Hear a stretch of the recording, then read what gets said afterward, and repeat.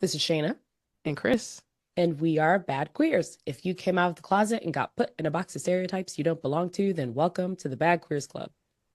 All right, this week in Queer Urban Dictionary, I have misgender.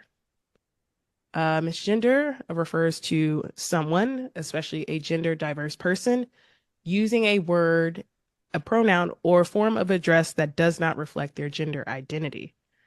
My sentence is, when people are misgendered, they feel invalidated and unseen.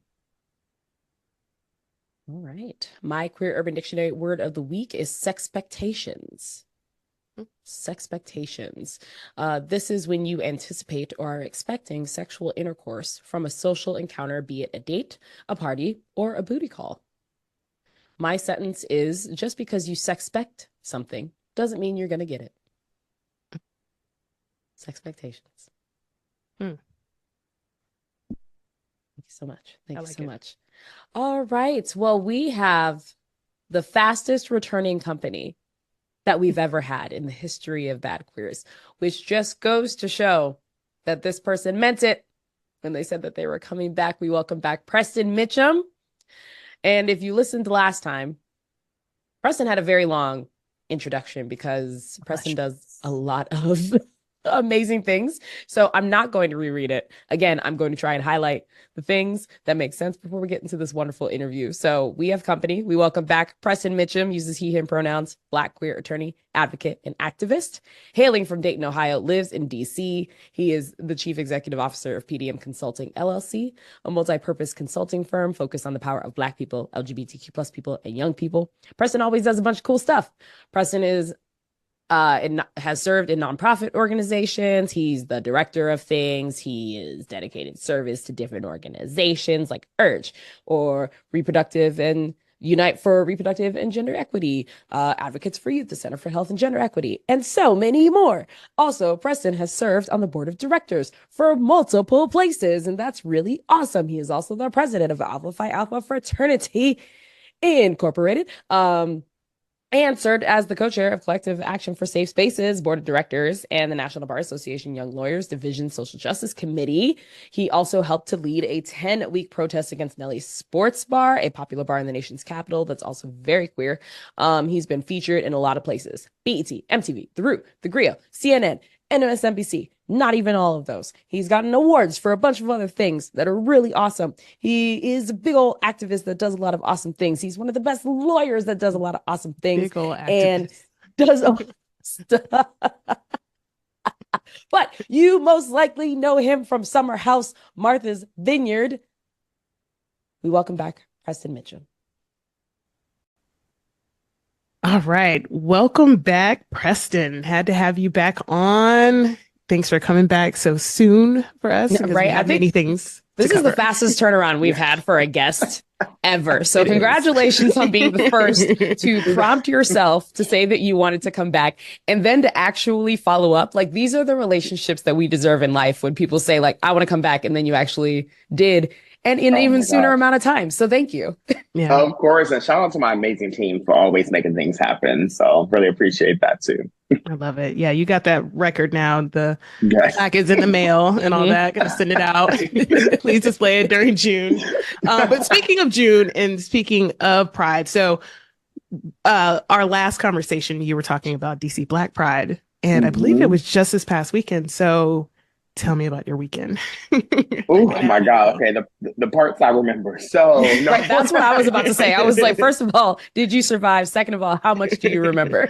I swear I'm fighting for my life every Memorial Day weekend in DC. Like, I am literally crawling through the weekend because it's always a really good time. But yeah, it's a lot. Like, I did a lot. Like, and in the middle of all of the lot, I went to like the Garcon cookout. I'm a Garcon for folks who don't know.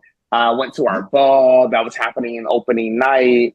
Then went to Thirst Lounge quite a few times. It was raining and I was still getting ready to go to the club. And then, funny enough, Sunday night is the night that I usually am like, all right, let me go out. And then Monday, I'm about to chill. So Sunday was a pretty long night. Got back in around 4 a.m. And then Sunday or Monday, I started to chill out. I'm like, okay, it's gonna be a relaxing day. Then my friend texted me, was like, hey, I'm gonna do a cookout. And I was like, oh, All right. So suffice to say, it was not a chill day. So Memorial Day, I didn't get in until like 11 even. All that to say, I survived.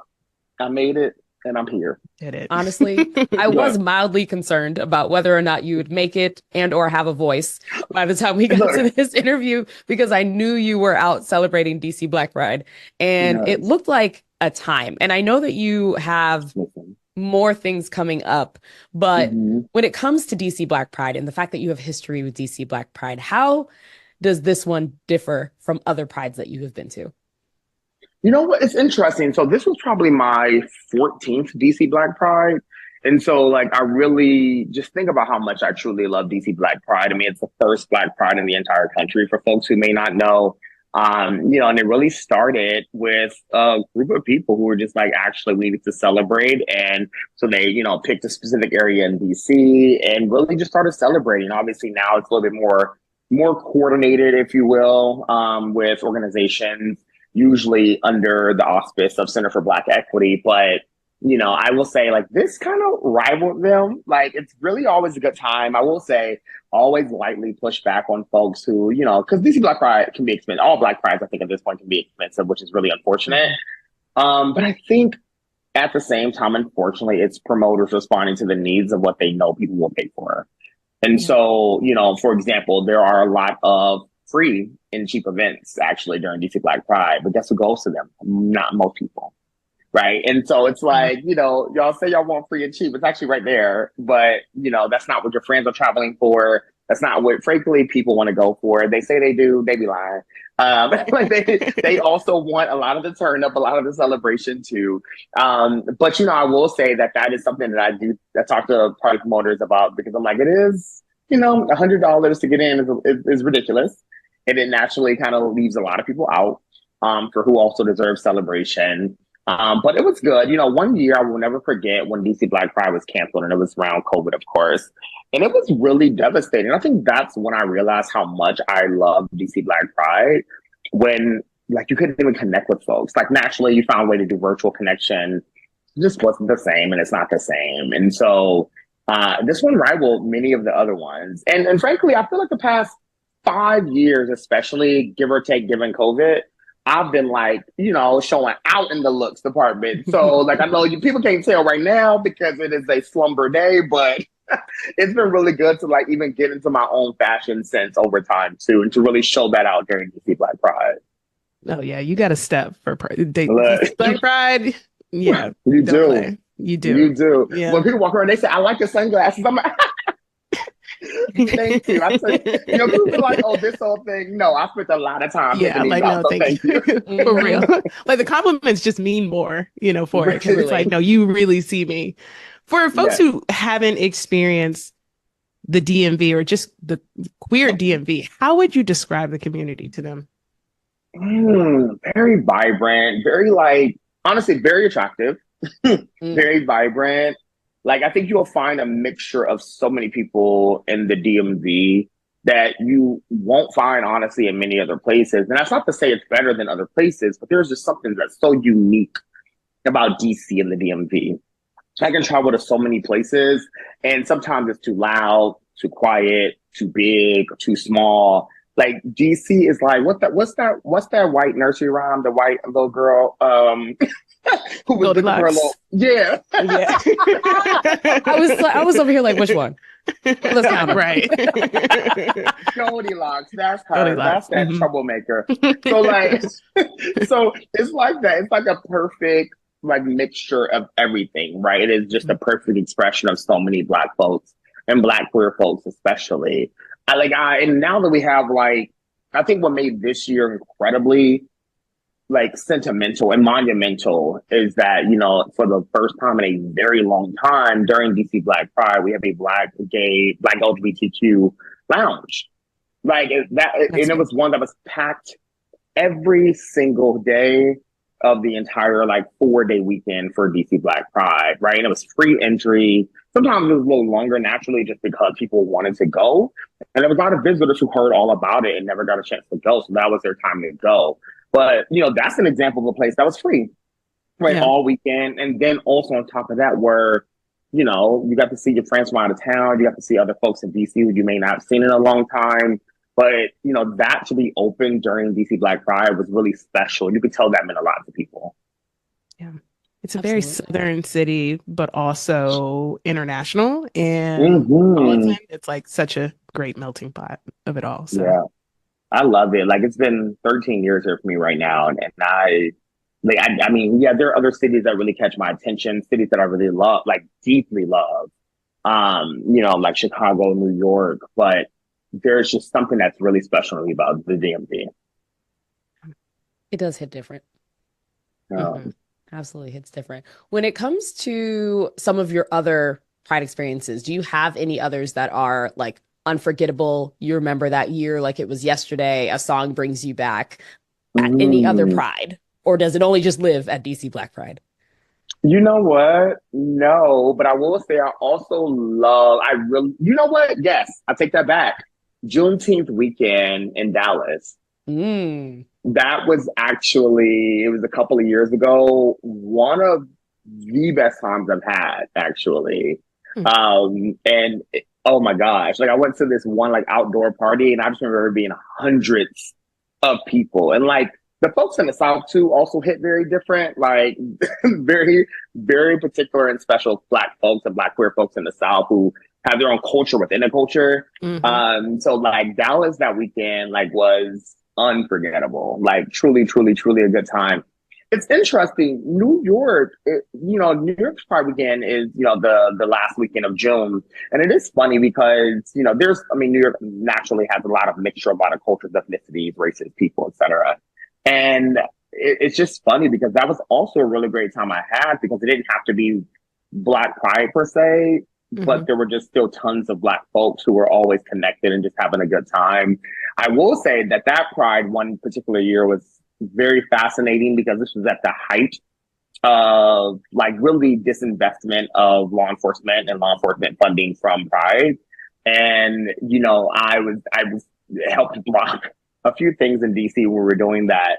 And, we were meeting up with a couple of people in New York, and I will never forget this one weekend because I was talking to a group of friends that I was with, Black gay men and women who I was with. And they were like, I was like, why are the cops here? And they were like, I don't know, actually, because I'm always thinking about like NYPD, Greenwich Village, Stonewall riots. I'm like, this is actually, like, I know y'all are trying to reinvent history, but like, this is fascinating to me what's happening right now.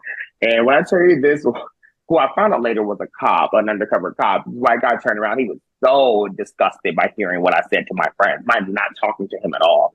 And that was, he had to, of course, talk because they always tend to. And that was a very eventful occurrence because, I wasn't silent also. So that was a moment in New York that was fun, but also my friends were like, all right, let's go because we know you're not going to be quiet. Like, oh, Lord, here we go. But also, I was like, if people talking down to Black folks were not, the most reminiscent thing about Pride, then what is Pride, I guess? That part. Tale is old as time when it comes to that. Like, is it a full celebration if we did it? And not only to tie in to what you spoke up with about in New York, but we also didn't get to talk about the fact that you were a part of the Nelly's drama that was happening. And that was a bar that I used to love going to. And especially as a sports queer, I was like, we found one, we have it. And so once we heard about everything that was happening and what was going down, we covered it on the podcast week over week just to see the updates. So it's really cool to hear that you were a part of leading the protests against them. So how did you get involved? What was your role? What was it like? Take us through. Yeah, so fascinating because I think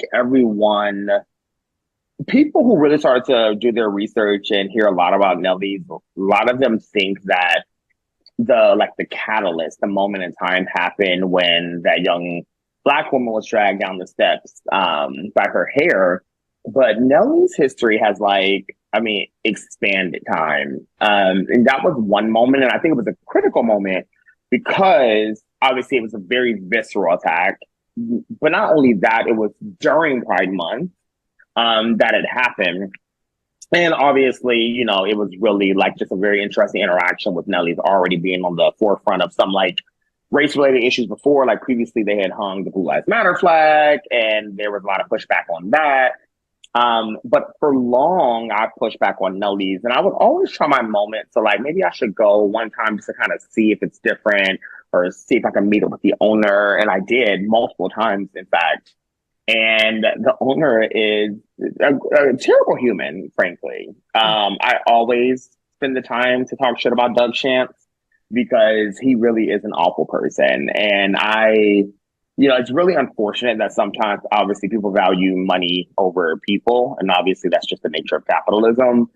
It's just fascinating, though, because issues with Nelly's, even before that started, because there were many moments. So Nelly's, for folks who may not know, on like Sundays were the spot for Black queer folks. Like it was like back in the day, and I mean like even like 2015, 2016, people will go to brunch at Beacon Bar and Grill. There used to be a really great day party there afterward on the rooftop. And then people would go to Nelly's. And then after a while, some promoters was like, okay, actually, let's work with another club. So they started to work with the Park at 14th. And people would then go, okay, well, what are we going to... So Beacon stopped doing the parties. And then the Park at 14th events were like at night on Sunday. So they were like, well, where are we going to go between brunch and the park? And Nelly's was the most central location. So Nelly's owner is fascinating because you would think that people went because there was something unique about Nelly's. It wasn't. It was purely location. Yeah. And so people would start to go to Nelly's, and, you know, there were, when I tell you, so many fights over time at Nelly's. And it was fascinating because I'm like, people aren't fighting before they get here, and they're fighting after they leave. So what is it about this place that is like a breeding ground for folks? And so we started to talk to different staff members there, bartenders there, and we started to realize how much we were over-serving people. We started to realize how much security actually was not breaking up fights. There was no like de-escalation tactics. It was almost like escalate, get kicked out, escalate, get kicked out. And so we brought this to the attention as someone who used to go to Nelly's like 3 to 4 days a week. I was like, y'all, this is only happening on Sundays where it's predominantly Black. So why do your security know how to de-escalate every other day? Why is it that why is that you're not over-serving every other day? And so, you know, and then after a while, we started to realize they were actually upcharging specific drinks. And by specific drinks, I do mean like Hennessy. I do mean like it was very upcharge of prices. And you would notice it will be different on Sundays than other days. So we actually planted a lot of folks to just go in and just do investigating, right? Like just to see on different days of the week. So we planned this for about a year before, and this was way before the incident happened. And so that's when I went to I called a meeting with the owner to address everything that was happening, address the fights, the conflict, the security issues. And this meeting went horribly. The owner blamed rap music. He blamed, there were moments where he actually pulled the DJ out because he thought that was going to calm the fights down. So they just started playing less urban music on Sundays to try to drive out the crowd.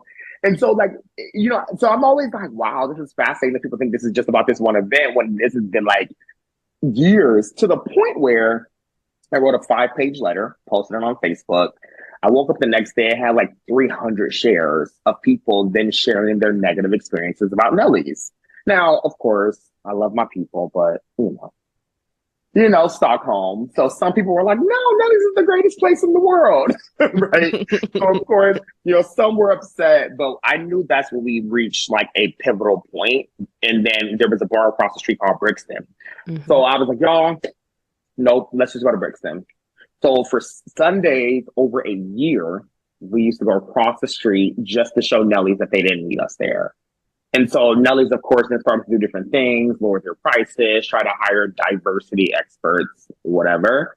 And then people, short memories, started to go back after a while. And then this incident happens with Miss Keisha Young. And so, and then obviously, for my folks with Harriet's Wildest Dreams, some folks from BLM, DC, we started getting together and then wagered this 3 to 4 month long summer protest against Nelly's, where there was more of people love to think protest is all anger. I mean, some of it is, right? I like to think that's like a nucleus of some of it, but a nucleus also, in my opinion, especially of Black millennial protests, is joy and celebration and really push back on what people think anger should look like or righteous indignation should look like. And we did it for 3 to 4 months. So most of the time I was a legal observer. I was some of the ones who would bring in some of the other, how do you say, like Black folks who honestly usually aren't organizers or protesters, right? They would never be on the street, right? Like figuring out that their voices matter too. So like you don't have to be in the street to like be connected to this issue. So what does that actually mean for you? So some of them were just folks who were content creators, right? And some of them were DJs or people who were just like, we will agree to never DJ at Nelly's, right? We will agree to never promote at Nelly's. And so that's a long story, but I really have to provide the context because, you know, it's really important for people to know that the issue with Nelly's did not start prior to weekend 2020, 2021. I mean, it was really, I would argue, right, 2016, 2017 is where there was a lot of pressure points that were being pushed over time. Thanks for giving us the background with it, because I remember when it happened, and of course we talking about it, like, you know, there's a lot of memories at Nelly's, but also it's mostly tied to that rooftop because the location and the, like, that's really more so.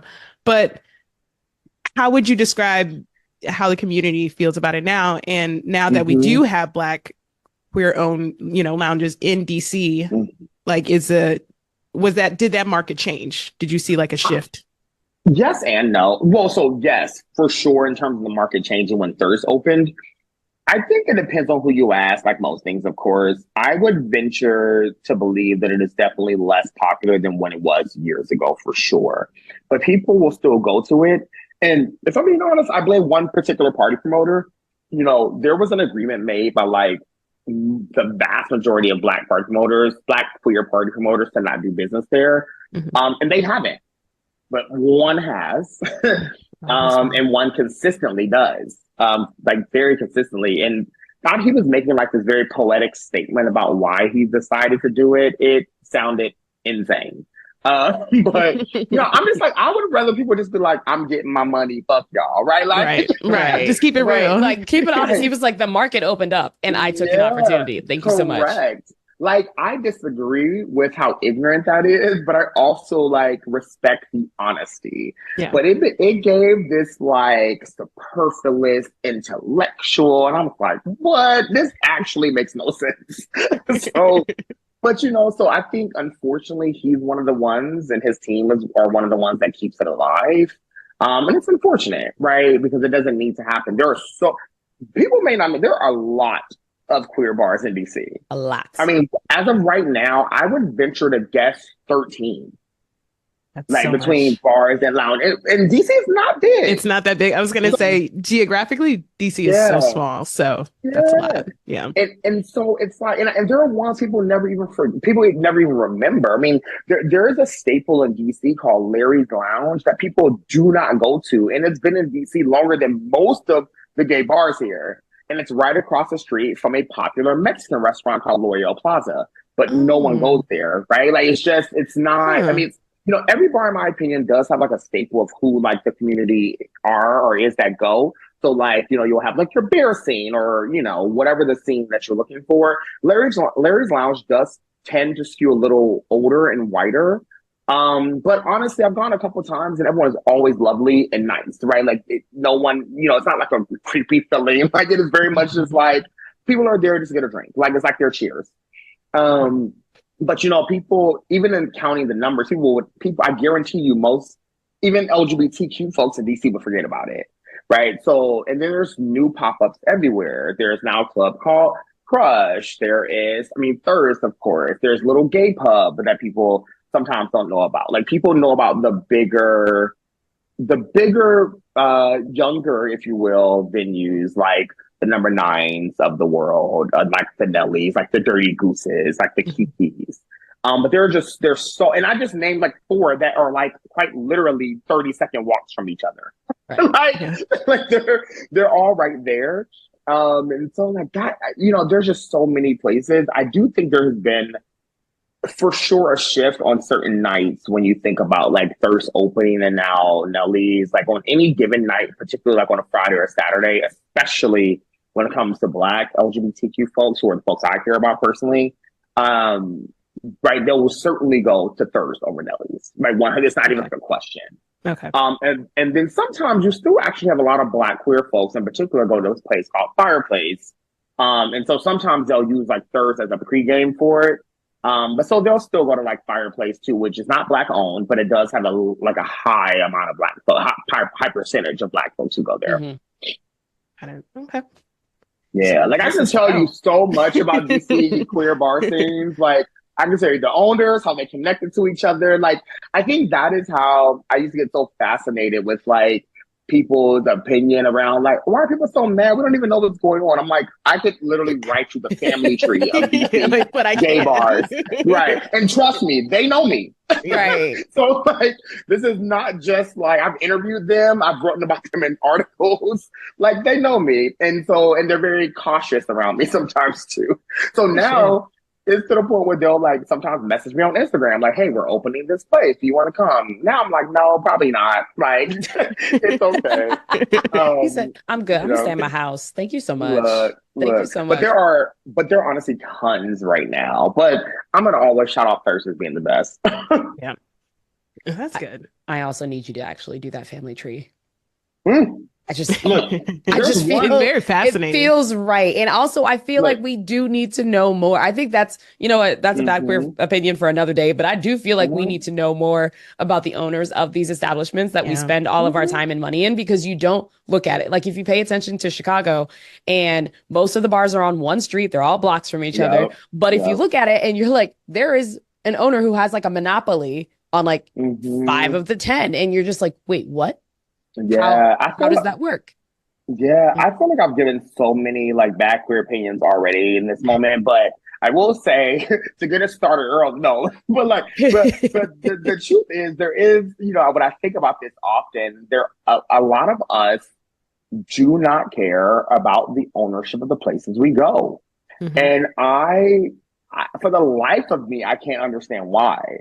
Like, I understand, like, it's difficult to do, like, I'm not saying research every restaurant you're about to go to, but if you find yourself really enamored with a particular bar or restaurant that you just love, right? You've gone several times and you just adore it, and you hear people say, like, oh, no, I'm trying to hear them may be a little racist, like, or like, and you were like, oh, whatever, I'm gonna still go. Like, I just can't for the life of me understand why we're so uncomfortable with just the idea of shifting to a place that's probably just as good and not racist. Yeah. Like there's just something that I will never understand. No, maybe, I mean, I think it's planting a lot of seeds. I think there's a good amount of people who don't care, but some of us who just don't think about it, but like we would be in their business if we, you know, thought of it. So maybe hopefully this puts a lot of people on where it's like, I should know where I'm giving my money to. Well, when it comes to Nelly's in particular, I remember some of our beloved Black queer brethren and sister and non-binary folks who, well, no, non-binary folks a little bit more, I would say, in tune, in touch. But they would genuinely be like, oh, well, I've never had a bad experience there. And I'm like, I'm telling you, this owner is quoted saying, I will raise these Hennessy prices because of y'all Black folks. Like, it's like, what? And they would be like, well, I don't drink Hennessy, so. Exactly. And it's like, that's their logic. They're like, well, it doesn't impact me, so I'm just going to continue to have my drinking time. Listen, they're like, that's you and your copper. Like, anything. Just for that rooftop. I mean, there's many other ones. There are plenty of rooftops in DC. It's fine. Yeah. Plenty. It's fine. Plenty. Yeah. And it's DC. You can make anything queer. You really can. It's like, it's not hard. Nelly, I mean, Brixton is a straight bar. Like that was the genius of us picking it. We were like, oh, okay, you don't have any negative statements out right now. What y'all said about us? Very bland. Let's go over there, and you're gonna have Nelly see that we have other places to go to. Right? Is Brixton still there? It's not. So funny enough, I was just there last night, but it's not.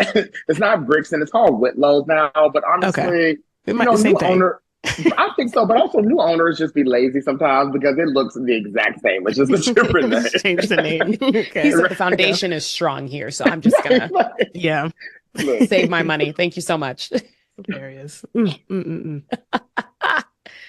right, well, let's jump over and talk about the season finale of the wonderful show that you've been on, and Summer House Martha's Vineyard. And what a time this What a season time. was.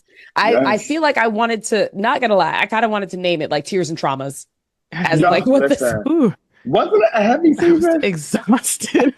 I was exhausted. Jesus. I was like, Jesus. Like the fact that y'all made it out alive and Yeah, only and one just think person about it. left 2 days Like, early is right. And think about incredibly it, impressive. it's only 15 days too. Yeah, So could oh you my. imagine it being All Like I if was y'all thinking had a about whole month. was I was amidst like, the y'all, I am tears, you had to tired. work. Like I was thinking Right. of the first recording where you're like, you had to work the first season. I was like, does he Mhm. have to work around all these tears and just a lot of emotions this Mhm. season? It's full I of tell emotion. you. Look. If there's one word to describe this season, what would you say? Mm. Ooh, gosh. It could be a sound Chaotic. effect too. Chaotic is the only right. Chaotic is the main thing I have to go with. But you know what? I will use a different word though. I would say telling. Mm. Telling. It revealed like a lot of folks revealed for me who they actually probably have already been this whole time. And in a weird way, it's very cathartic for me. Mm-hmm. Yeah.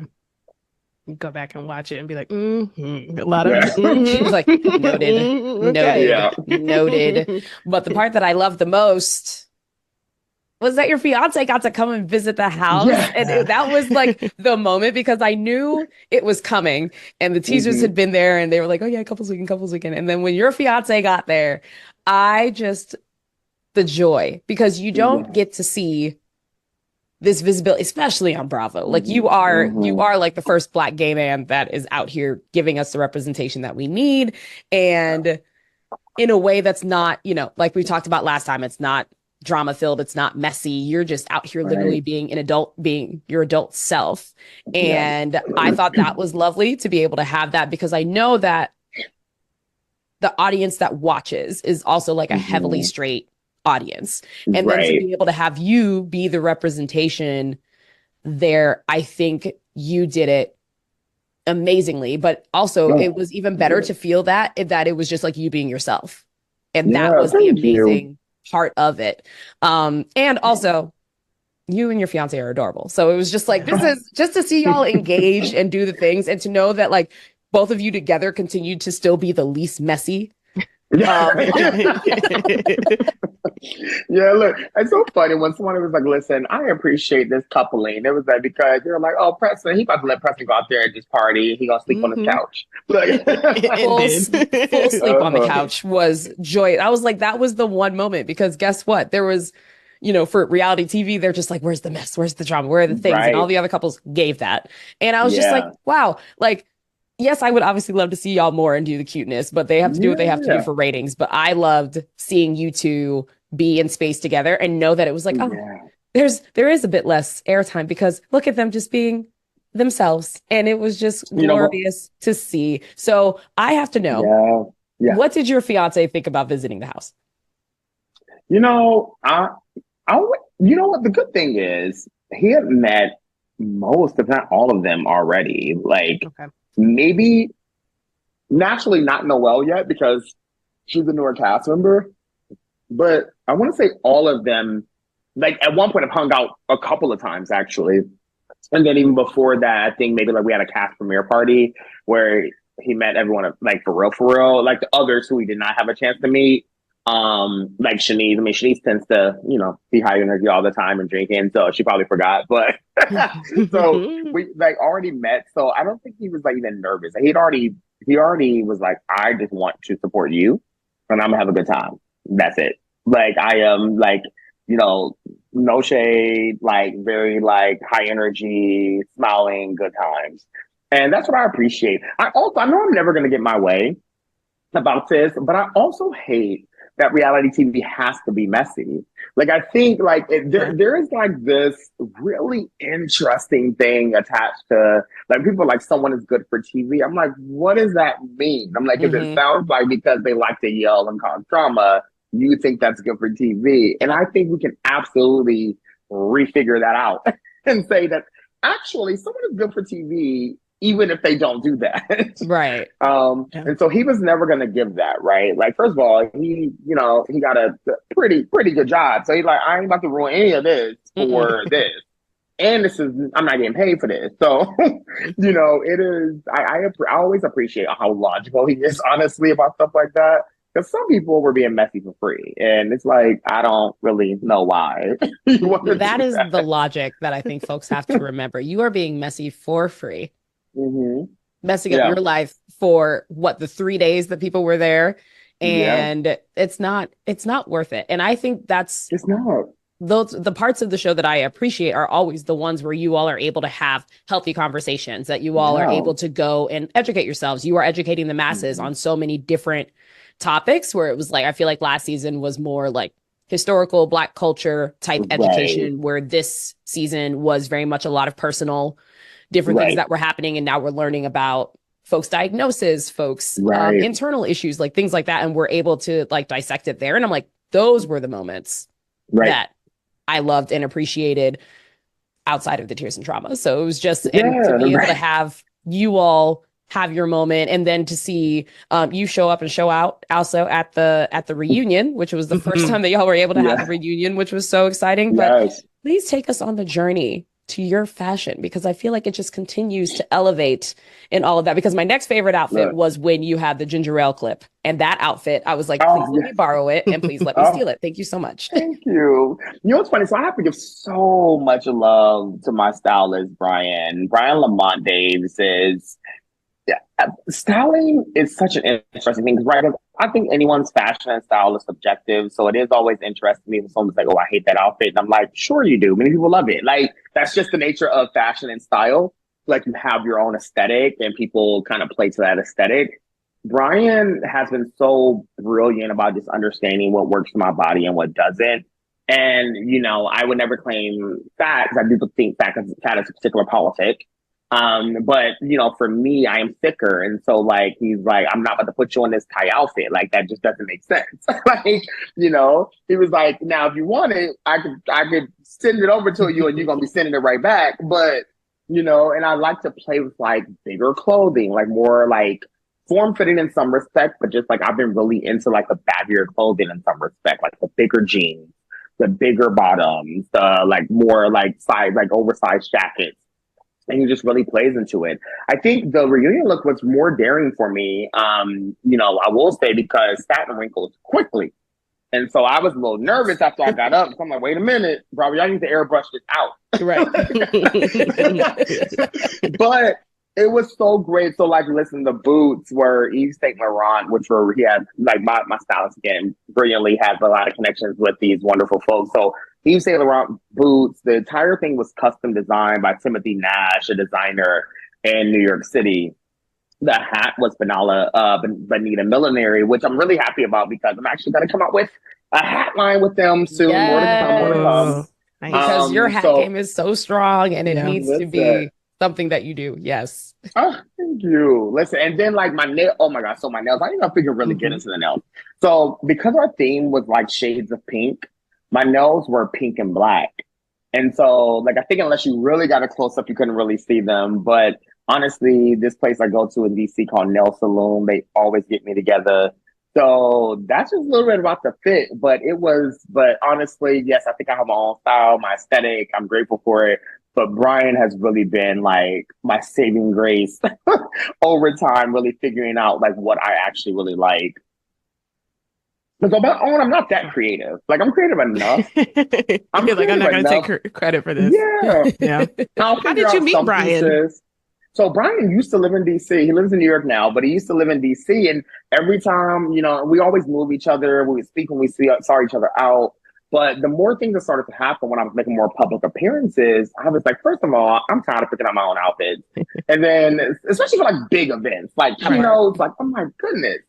And styling is not cheap. I'm always going to be real with that. Styling is not cheap. But I realize you're paying for someone, not only for them to figure out what the combinations look like and what things work well, like they're doing the running, they're doing the shipping. Like, it's like a full service job. Mm-hmm. And it just saves a lot of time. And it's people who love to do it. They love to know that they make you look good. And so that's a service, and that service should be compensated. And so I met him in DC, and I was like, "Hey, guess what? I want to hire you." He's like, "Oh, okay." I'm like, "No. I'm serious this time. I'm serious this time." And then, like, the last season and really all these events, and I still, work with him for a lot of our current events. Like, he just always shows up, always professional, always happy. Even my birthday, he traveled down from New York to DC to like make sure everything was finished in terms of final touching, came to the party. Like, it's now like, I mean, yes, it's a collegiate relationship that blossomed into a friendship. And so really appreciative of him. Shout out to Brian. Yes, such a. I do want to ask before we move on from season 2, do you feel like you've cleared the air with just about everybody, or you're on, I would say, good enough terms? Oh, no. No. I mean, everyone but one person. And you know what? And I'll be honest in saying that if that friendship, if that's ever what it was, comes back or doesn't come back, I'll be okay. Be fine. Yeah. Yeah, like I realize I don't stress over things I cannot control, or at least I won't stress over things that I can't control. So there are just specific moments where it's like, you may feel a way. I think it's irrational, and I have a very specific thing about perceived loyalty and territoriality when it comes to friendship. And that's, to me, an impasse that we're never going to agree on if you believe that you should control relationships because you connected people. Like, that is just something I won't ever agree with. And so that friendship is not good right now, and it probably won't be. And to be honest, I'm okay with it. Yeah. I love That's that fair. peaceness of it. Even in the discussion that happened during the reunion with like you and Bria, where it was just like the folks outside looking in are not going to understand what this is. Yeah. We know what it is. And both of you were just on such a level playing field where I'm like yelling at the screen, like, this is how adults figure it out. Like, this is. You know what's funny? Bria and I were just texting today. Yeah, like we were just texting today. Like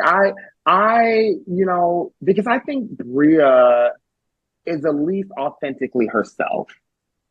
And I can appreciate that, right? Like, there's going to be moments where I'm like, "Ooh, you sound a little crazy," but at least I know that's you.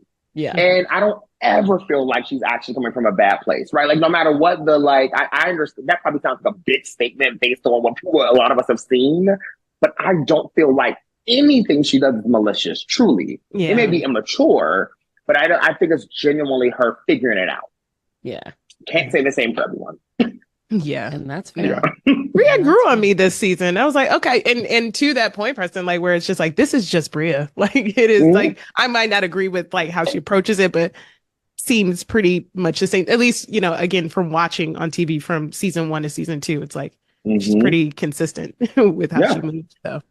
Yeah. And your friendships change over time, right? There are times where you can think you have the best friend in the world, and it's like, I don't like how you're moving, and we have to reevaluate that. Yeah. Yeah. Right. Like, not every friendship that you get in the beginning has to stay. Right. In many respects, it shouldn't stay. Like, if we give this opinion that sometimes we have to cut off our biological family, surely we can do the same thing with the people who we chose to be our friends. Yeah. Absolutely. Absolutely.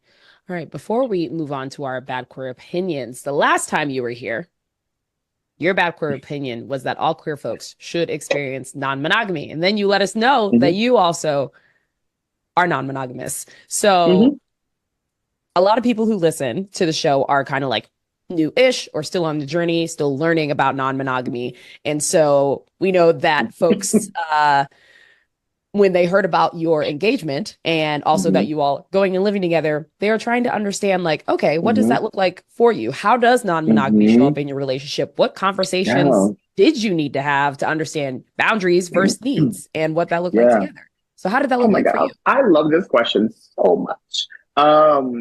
So I will say this: it has to look like the person you're in a relationship with, right? Like, it can't be based on my opinion. I'm gonna answer the question. But I think the thing I always say would have to be at the center is communication and trust. Like, if you're not going to, if you can't do that, you can't. Like, because you have to be able to trust that your non-monogamy is actually going to maintain consistently and be ethical and or consensual throughout, right? Like, that just has to be at the center of it. And then sometimes you have to figure things out, right? So you have to be like, does this still work for you? Does this not work for you anymore? What is working? What's not working anymore? But I think you have, for me, at least in particular, I had to lean into just discussing it and being honest about how I felt about monogamy in the first place. I do think in some respects, in my honest opinion, I do believe for people to want what they probably consider a healthier non-monogamous relationship, I personally find it important to be monogamous first, because I do think that at least establishes a baseline of trust and respect and communication, and then gently starting to have conversations about it. Because what I've learned over time is that a lot of people think whatever you say about your relationship is about them when it's probably about you. And so, I've talked to like past folks I've dated, and I was sharing around like non-monogamy, and they were like, well, am I just not good enough for you? And I'm just like, we probably should not be together based on that one statement alone, frankly, because I'm a little bit nervous that this is going to take a lot in the relationship to solve for. Yeah. I'm like, because this has 0% to do with you and everything to do with me. And that makes me nervous. Like when I hear people make statements like that, it makes me it makes me really nervous. So, and it's probably trauma, frankly, but nonetheless, it makes me really nervous. So, so that's really what I think about. Like, how do you communicate well?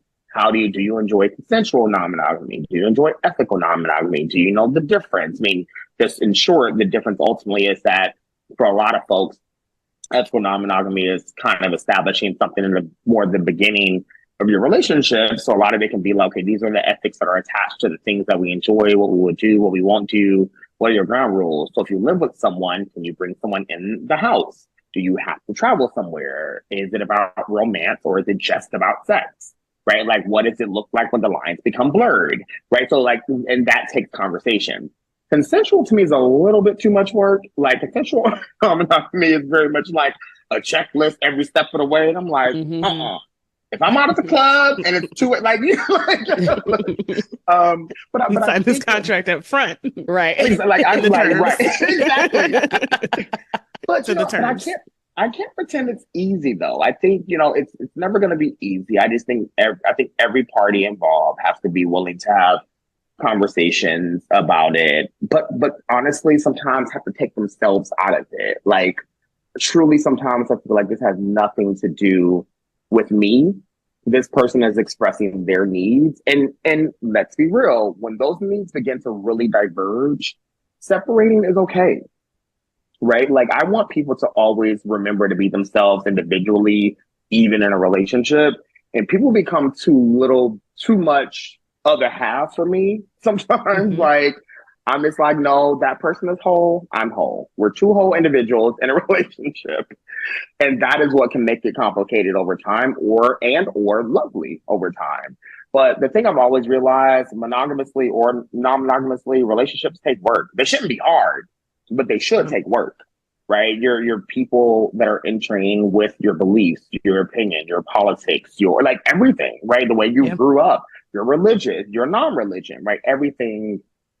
I mean, you're just like whole people coming in from their whole life experiences, including all of their trauma, all of their baggage, all of their debt, all of their like literal, right, and metaphorical. So, I think non-monogamous relationships, for me, it's never about like everyone should be in them. But the more I talk to queer folks, the more I know that queer folks really want to explore them. They just don't know how. And not only do I think many of them don't know how, the ones I've talked to, many of them are afraid for what that means in their future, because most of us have been taught to be monogamous, right? Yeah. Most of us have been taught that is the way, that's what we think we've seen our parents and our grandparents. But I'm like, you would rather have those conversations now than accidentally be in a non-monogamous relationship when you didn't know you were in one. Yeah. Yeah. Yeah, I guess I can't visualize what that'll look like in the future, just because we don't see that. Well, yeah, it's always fascinating too, because this is really no shade. It's going to sound shady, so I'm going to preface that. But it is interesting when I do hear folks push back, on because I'm like, what's the pushback? Like, no one's telling you to be in one. So, right. But when I hear people do push back, it's like I just couldn't imagine sharing, and I'm just like, well, you're getting cheated on, stink. So I don't really know what oh, Bookie. to say. Hollering. Oh, not really sure what to say, you know. At least we know, right? Like, that's hard when someone who tells you that you know. Like, I hate that I have never put it into that perspective where it's shared. You are already being cheated on. So the fact is, I know what's happening and you don't. Like, that's right. So no, I rest well at night. I rest well at night knowing that. So. Hilarious. The peace be still. Yeah. Okay. Woof. All right. And on that note, time to move on to our bad queer Was that it? Like, was that it? Screaming. Someone stopped this podcast. It's just gonna come back to it later. They're like, I'm gonna come back to some gospel. Oh my god. For real, what type of bad queers would we be if we didn't have unpopular queer opinions? I am fighting for my life. All right. So my bad queer opinion. Last time Chris did a story. This time I'm doing a discussion. Because my gay guy friends it's spring and they are out here in these streets and I just get to hear all of their stories. And so my bad queer opinions for the summer always tend up being from their experiences. So it's coming from that. And then this is coming from my own internal need to choose violence. So we've been discussing how Grindr culture is just wild. You know, y'all just be hooking up with anybody. A lot of people do it without seeing people. It's just nearby. I'm coming over. We're hooking up. And then that's it. And we still, as queer women, find that the hardest to believe. But that's because we live in a world that tries to attack us at all angles, points of view, all of the things. We can't even go for a walk at night in most countries. So one of my favorite guy friends told me a story of how he matched with someone and they just like barely talked. And immediately this guy gave him like the full instructions of how to get into his building to get to his place. No questions asked, like full instructions. And I'm just like, what in the horror movie goes on in this app?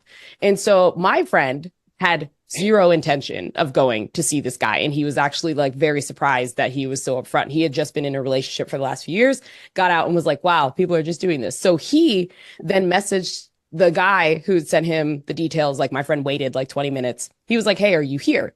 Or are you close? My friend was like, yeah, I'm outside with a mask and gloves, and then blocked him. So this man is like probably on the other end panicking that he just gave this man all of these details that he's never met, doesn't know him, all of these things. But I also thought that that was brilliant. And in my choosing violence brain, I said, is this the way that we get back at men?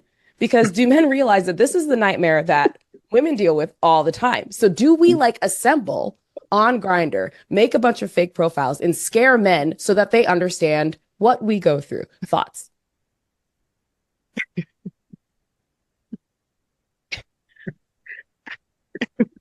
Listen, you know that whole conversation with the bear or the man. Okay. They're picking the man every time, okay? And I don't know if Grindr, us making profiles on Grindr will stop them from doing that. That's wild. I was like, I'm so conflicted here. But you know what? At least it's not Jack, because Jack has more to black folks. So True. True. Okay. I picked I know what I was choosing. It's like we can choose our targets in the way that we want, okay? Look, thoughts to leave it with us. Look. I'm like, I said bad queer discussion. I said bad queer discussion. Right. I prefaced this. You know, I'm going to lean on no, but, and it's only because, not to make it dark, it's only because, you know, they're really, but this is an important discussion because there are definitely many examples where, like, queer men have been robbed or killed from, like, Jack'd or Grindr or other apps because of things like that. Like, I've rarely heard it be a case, if I'm being honest, where like someone has been talking for a longer period of time, at least a couple of days even. You know, it's usually like a very like quick, you know, hookup that turns pretty deadly or violent even. And so, yeah, but it's a, you know, but to be honest, I've been guilty of it though, right? Like it's not, I think many of us have been very guilty of it, frankly. And when we probably should be a little bit more of our senses raised regarding it. But I also am concerned that the reason why it happens is because even though sex is so accessible, there's still a lot of judgment attached to it, even in the queer community. And so I really do think that many times people resort to it because it's less judgment there, and they're not going to be judged. So for me, it's always like a circular thing, because I'm just like, dang, as much as I would want to be like, oh, why did you do that? I'm like, they probably did it because they know otherwise they'll be judged and they can't actually like express themselves as sexually otherwise. I don't know for sure, but I can imagine for some people that really has a lot to do with it too. Yeah. I've also had this conversation a lot about just what it looks like to have healthy relationships between gay men, because it is so centered around hookup culture, and how so many of my friends are just like, I just want to sit down and have coffee and talk about feelings and what book you're reading. But instead, it's just hook up forward, or the amount that gay men will be in a group, but like the hottest man in the group will be the number one voice because they are the most attracted to him. So they're just going to follow him blindly. And it's just so interesting to see where the disconnect has come from between like what a potential healthy relationship could look like and what they feel like they deserve. Well, this is why I also want people to be more honest around the friends that they choose and why they're choosing them. I mean, I don't know if we have this conversation enough in Black, particularly among Black gay men. I mean, there's definitely like DC, I see it often. And to be fair, I know a lot of them. So they're not bad people, they're not mean people, but I've noticed sometimes there is very much this muscular gym aesthetic culture where it's like everyone who's hanging out with people just happen to be muscular, really attractive. You know, it depends on the hue every once in a while, right? You may have your occasional dark skinned person, but they're usually gonna be brown, like caramel to brown skin. And they're just like, because we all have something in common. We all love the gym. And I'm like, but y'all don't all realize that all of y'all are stereotypically attractive? Stop bullshitting me. Like, you actually chose your friends, maybe based on the fact that you love the gym, but a lot of it is because y'all know y'all are attractive, and you're not gonna fool me. like you can say many things to me. Don't insult my intelligence. I know how socialization works. I know how culture works. Like, that is how it happened. But it happens a lot. I don't know. Maybe it does happen in lesbian and other queer women spaces. I don't notice it as much, right? I don't notice everyone kind of looking the same as much. So I'm just like, you don't have any fat friends? You think that was actually an accident? Like, all right, So I always find different things more fascinating because people just can't admit sometimes why they do the things that they're naturally socialized to do. But again, to the point though, I think a lot of it is still around space, proximity, who is attracted to who's leading who, and it's I've seen it a lot even this weekend for DC Black Pride. And in fact, no shade, I was invited to a party where I thought a lot of people who look like that and me, and I'm just like, I'm probably here because y'all see me on TV. So like, I peep. Okay, I know what's going on. Y'all probably like my personality a little bit too. Thank you, but that's too funny. Well, Shana, no, I'm not going to go on Grindr. I wasn't like charging the masses to say go. Yeah, but no, also, I don't know. I just feel like it's hard to scare men. For real. So I don't know what I don't know what really scares them. And that is fair. Look, the fact of the follow-up, well, ask them to be in a relationship. No, but that part. Commitment. Any of that. There we go. There we go. That's the way. That's the way on the app. Got it right there. I'm beside myself. We have figured out the answer. Thank you, Preston. Making it. The research we've done is done here. Well done. We're just checking it off today. Thank you so much for engaging in my discussion. My bad queer opinion is a follow-up from, well, really a month back. And it's just to say that, the rest of the Jerrod Carmichael reality show is worth the watch. The first 2 episodes were problematic for all the reasons we named. But from the road trip episode with his dad to the episodes with his mom, really just the episodes with his parents are worth the watch. So I know it's hard to get past those first 2 episodes, and really 3, because he was shitty to his friend. But the ones with his parents, there's just that, ooh, black queer parents of black queer kids. The discussions were too real, and I think it's worth a watch. I actually think he should have led with those, but I guess whatever reason he sequenced those first 2 episodes that put a lot of people off, rightfully so. But there's some nuggets in there if people want to go back to it. It's worth the watch. So. Okay, I'll start at episode 3. No, I would even say 4. Like, I would even say 4. Like, okay. I would say 4. I wouldn't even watch start at episode 4, or even the road trip, which is 5. So yeah, I just saw so many comments about it. I was like, I don't think I can accept this right now. It's wild. It was wild. Altogether, those 8 episodes are insane. But yeah, the later episodes with his parents are a must watch, especially if you're a black queer person. Very interesting. Yeah. And that's the fuck up about it. Like, the fucked up part about it is because those first couple episodes put so many people off, where it's like, this is the stuff you should have led with, but reality TV. Really that. Yeah. With the toes that again. ASMR, sucking toes ASMR. Yeah. Sucking toes. Still the wildest race thing. play. Just too much. Like, we ripped all of the band-aids off at once. Yeah. Oh my gosh. Yeah. Which does feel targeted now, once you think of it. Like, they did that on purpose, obviously. They sure did. So They sure did. Yeah. Oh, Preston. Well, what's today's backward opinion going to be? Listen, mine is segregation now, segregation tomorrow, segregation forever. Never thought me and George will also have something in common. So I say that in very light jest to say that I've seen a few tweets today about what is the purpose of Black Pride, and that they find it very sad to see that we have Black and white prides, and they didn't see the point of it. And yeah, I think it is always fascinating because, to be fair, it was a couple of Black people who posted this. I was gonna ask, but I kind of it was. Yeah, and I imagine, just to be very clear, I imagine there are Black queer folks who do not go to Black queer pride, like Black Pride. Like, I just couldn't imagine. Right, couldn't imagine.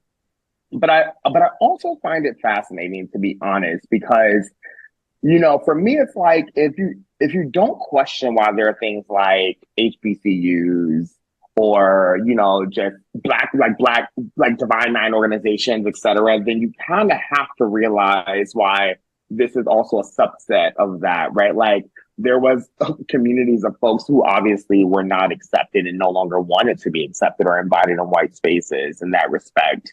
And it's such a dovetail off of so many systemic things, right, for even the purpose of it happening. And so I hate that we have to explain why Black spaces exist, why Black spaces matter, why we don't have to explain them, why we should not have to decenter ourselves just because a couple non-Black people come into our space. Like, I love us dearly, but Black folks, we have to really unpack why we want everyone to feel centered and seen, and not ourselves when they're entering into our space. It's very much why we'll be like, yes, go off to the non-rhythmic white person who's dancing just so they can feel good about themselves in the room. Like, and no one does it for us. Right. The bar's so low.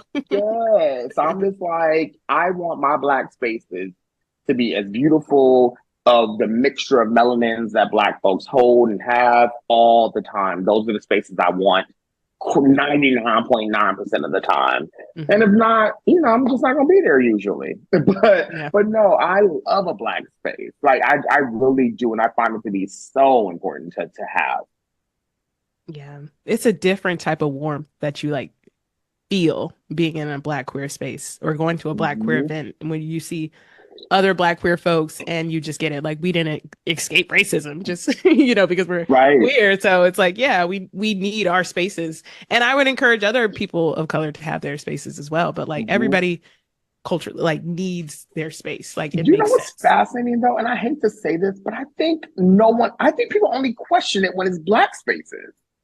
I don't think people often question Asian spaces when they're together, and they should have their spaces. But I've rarely seen backlash among any other like community of color when they're together collectively with their own spaces, unless it's Black folks. Like it almost feels like there is such a cultural obsession that other people have that they're like, how dare you be so cool and dope and not want us to learn and still and be a part of this? Like it's like so identifiably to Black people. Yeah, It they really really is. don't. They really don't say that about any other space. Do y'all remember a couple years ago where I know it was a party in Detroit, but I know the ticket prices were high for white people. Like, and they caused such a stir about it. But it was like, first off, don't go. But then there's going to be some white people who pay that price and go. But it was such a thing. And then there was Black people too. That was like,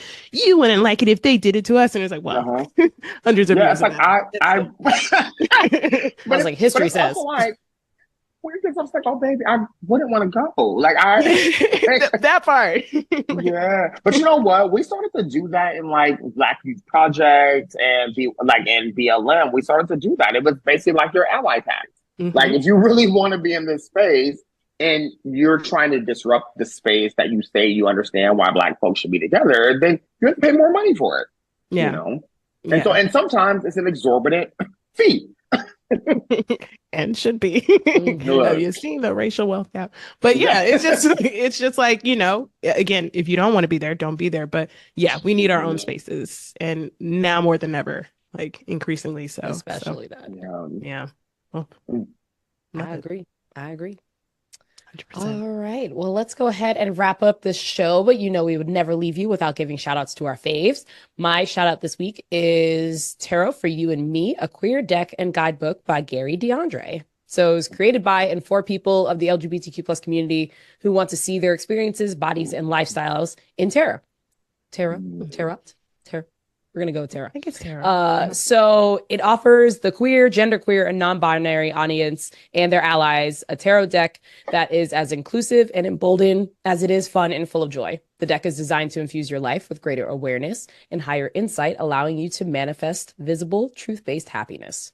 So if you want to get it, follow at Gangstergurry, Gurry, and order the deck. You can get it Amazon and a bunch of other places. So go on there and support. So cool. I've never had a reading. Have y'all had a reading? I haven't. Against my will. Oh. Jeez. Why do you know I that? never had one. It's a fun time. But they did come at the right moments, I will say that. And I appreciated them in the moment. But there was a couple times that I was like, I don't want to. No. Yeah. I don't have time for this. I don't have time to be read for filth. That's what I'm scared of. I don't want to see photos of it. Yeah, like literally at brunch, and a friend busted out and it says, all right, your turn. And I'm like, I'm here to drink and have a good time. Like, I'm not trying to be emotionally into myself and to have you read me before I can have this mimosa. Thank you so much. Right. Love that. My shout out, we've shouted out Black Market Vintage many of times, but want to shout out their annual Juneteenth collection, which is now available for pre-order on their site. I have my pre-orders in. For those of you who aren't aware, Black Market Vintage is a Brooklyn-based antique and vintage concept shop specializing in collectibles, cast-offs, and curiosities, which represent the richness of Black history and lived experiences, and curated by Black queer founders Jana and Kiana Handy. So follow them on IG at Black, that's BLK, Market MKT Vintage. We'll have it in the description. Right, Preston, what you got? Yes. Well, I feel like I may be doing this part wrong, and I'm sorry, but it's because it's on my mind right now. No, if it's just okay, just want to give like love and shout out to the cast of Summer House Martha's Vineyard, honestly. Like, you know, it was just, you know, for folks obviously probably seen the news by now, we've been put officially on pause, which can mean a number of things, frankly. But you know, I admit I'm at peace. I think that things happen as they should. I'm gonna always believe in the investment of Black people, content creators, culture influencers. And I also realize that sometimes, you know, there are things that can be blessings in disguise. But I think what we have provided these past 2 seasons have been just beautiful, amazing, complex, trauma-filled, celebratory-filled. And it's something that we can say we created history.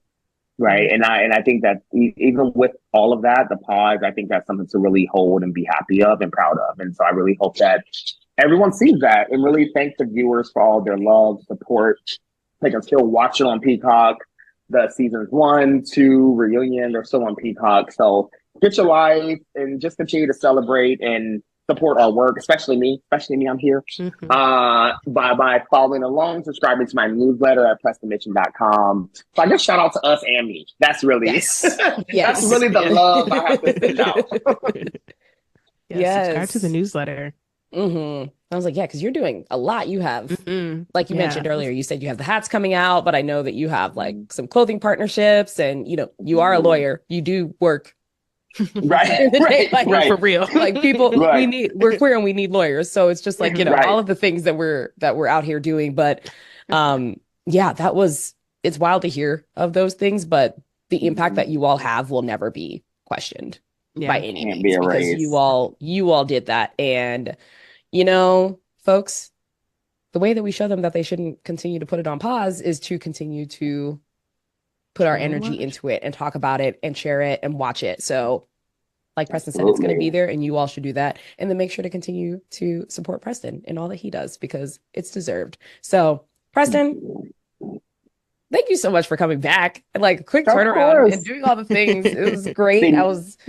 Right now I can prove I'm a person of my word. Look. Literally. And it was, and Preston and I got to meet in person a few weeks back at the GLAAD Honors Award. So it was like when you were talking about your bad queer opinion, and it was like that was a space that did center Black queer folks. And it was just good, phenomenal to be there and be in space, but also to just come and like chat with you and kick it. And the first thing that I told Chris afterwards was like, this is literally like, this is a DMV friend. Like, this is how we just got to stand and talk and chat. And it's wonderful to be able to experience you not only here, but also to have experienced you in person and just the wonderful human that you are. So thank you for your time and grace and being with us and hanging out.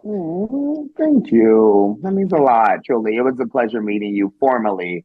No, but I'm excited. This is not the end. This is very much the beginning. And so, being at peace is such a good feeling, because I didn't think I would be. But I'm like, you know what? God and our creators work in so many ways. And, even when we don't understand at the time.